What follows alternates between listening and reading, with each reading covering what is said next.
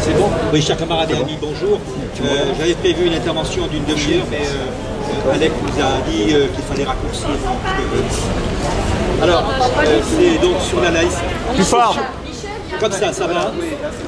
Bon, alors, la laïcité est un sujet majeur pour la gauche, et plus particulièrement pour le PS, d'autant qu'il n'a pas été traité, selon nous, ou très mal, au cours des dernières années, tant dans notre parti que par les gouvernements de gauche. La laïcité fait pourtant partie de notre ADN. Elle est inscrite au cœur de ce qu'est le socialisme. Mais nous assistons effarés à un écart entre la réalité vécue au quotidien par chacun d'entre nous et les prises de parole de certains d'entre nous. Comment pouvons-nous imaginer mener la renaissance de notre parti sans trancher cette question? Il va falloir aborder sereinement le sujet, prendre des décisions et s'y tenir. On peut observer deux conceptions de la laïcité. D'abord, nous avons les tenants d'une conception juridique.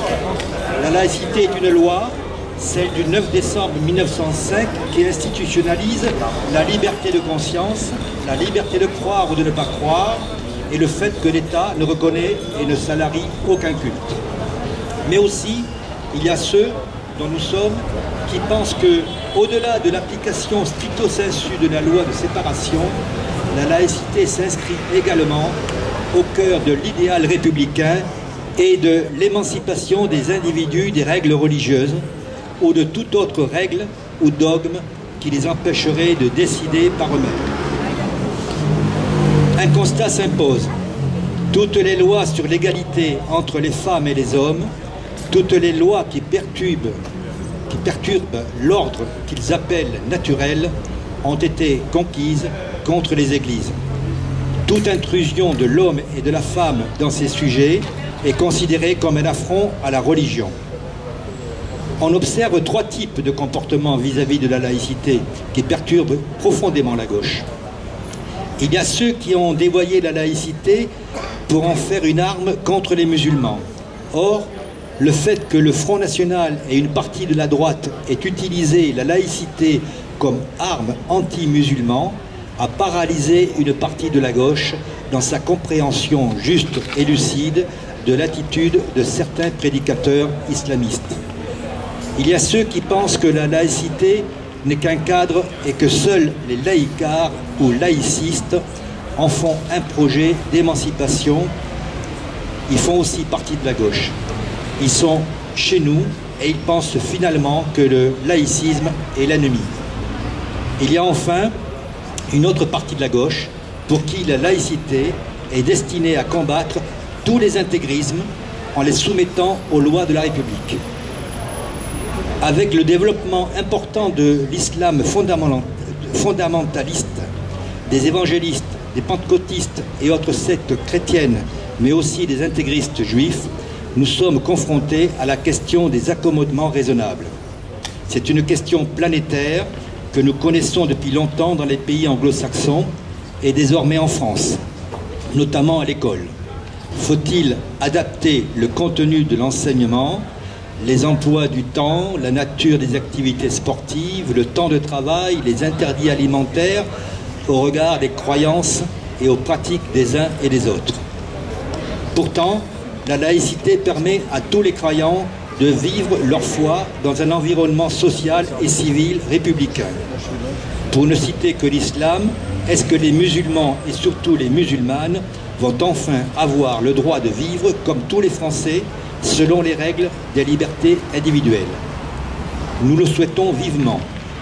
Mais justement, qu'avons-nous fait, nous socialistes? Qu'avons-nous fait avec nos camarades du gouvernement pour y arriver? C'était bien parti en 2012, alors que notre candidat proposait d'inscrire les principes fondamentaux de la loi de 1905 dans la Constitution. Mais il ajouta très vite, sous réserve des règles particulières applicables en Alsace-Moselle. Depuis lors, dans ces départements, à part l'abolition juridique du blasphème, lequel d'ailleurs n'était plus invoqué dans les prétoires, rien n'a été réalisé.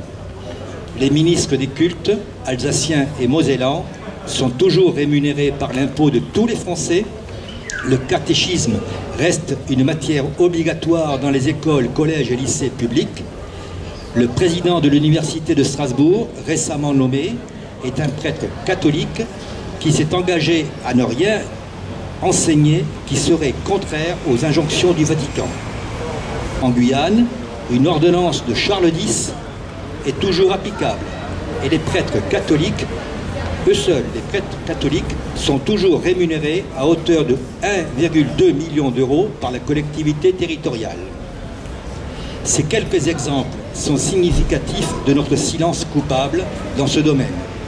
Oui, la laïcité est menacée en France. Alors que faire? Les rédacteurs de la contribution que vous pourrez obtenir sur notre stand, contribution au congrès d'Aubervilliers, donc qui est disponible sur notre stand et que je vous invite à visiter, avait présenté 6 propositions que nous pourrions voir aboutir au sein de notre parti pendant le présent mandat. Mais ces mêmes rédacteurs de la contribution ont envoyé un questionnaire sur la laïcité aux 4 candidats au poste de premier secrétaire.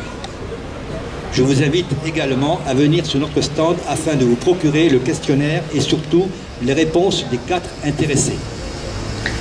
Désormais, le congrès a tranché. Notre premier secrétaire est Olivier Faure. En toute camaraderie, en toute amitié, prenons-le au mot et demandons-lui de mettre en œuvre ses propres réponses et surtout ses engagements que je me permets de résumer.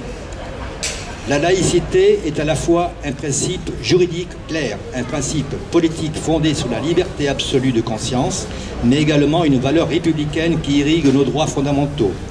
Y accoler un adjectif quelconque, c'est déjà l'amoindrir, la dénaturer et la mettre en danger.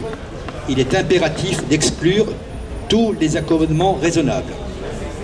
À la deuxième question, Olivier Faure répond: sur tous les sujets fondamentaux, le Parti socialiste doit se remettre au travail. Cette réflexion doit se faire avec les forces vives et les talents qui composent notre parti, tout en s'ouvrant au mouvement social. Je pense que c'est parti avec la ruche.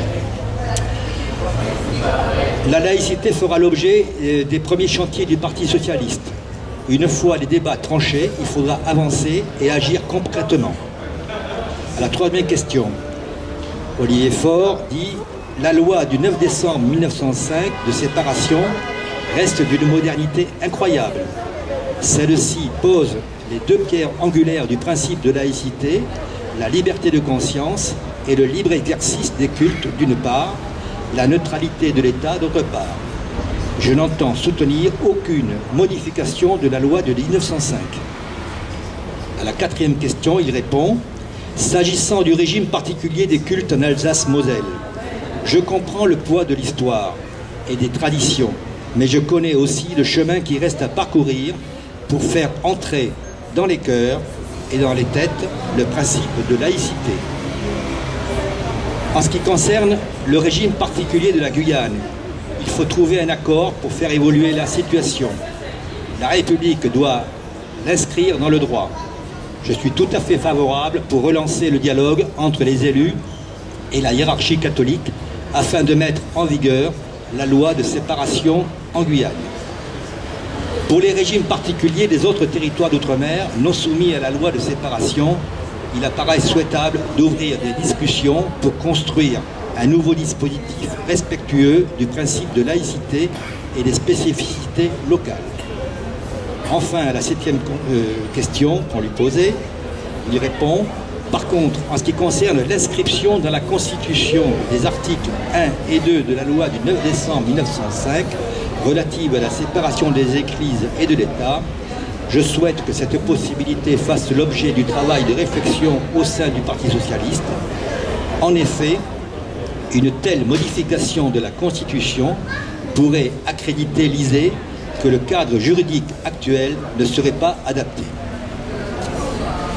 Enfin, Olivier Faure nous dit « Il faut renouer avec nos idéaux fondamentaux, celui de porter un idéal et un modèle en dehors de notre pays. Ainsi, au niveau de l'Union européenne, et au plan international, les socialistes français doivent porter le combat de la laïcité, même si nous en connaissons les difficultés. C'est la dernière page. Dans un premier temps, dans le cadre de l'élaboration de la plateforme pour les élections européennes, nous devons convaincre nos partenaires de supprimer le délit de blasphème dans tous les pays de l'Union. Chers amis, chers camarades, j'ai essayé de vous le démontrer, j'espère que vous en êtes convaincus. La laïcité est un principe fondamental de notre République, mais elle est en danger. Alors réveillons-nous, menons cette bataille culturelle au sein du PS, menons cette réflexion à laquelle nous invite notre premier secrétaire, agissons avec l'ensemble des associations membres du collectif laïque, portons ce combat, oui ce combat en Europe et dans le monde. Ce sera notre fierté. Je vous invite également, dans un instant, à venir dans la salle qui est derrière moi pour discuter, dans le cadre d'un débat, de la laïcité, de quelques idées qui ont été mises au bout du jour, et en particulier des réponses faites par Olivier Faure. Merci.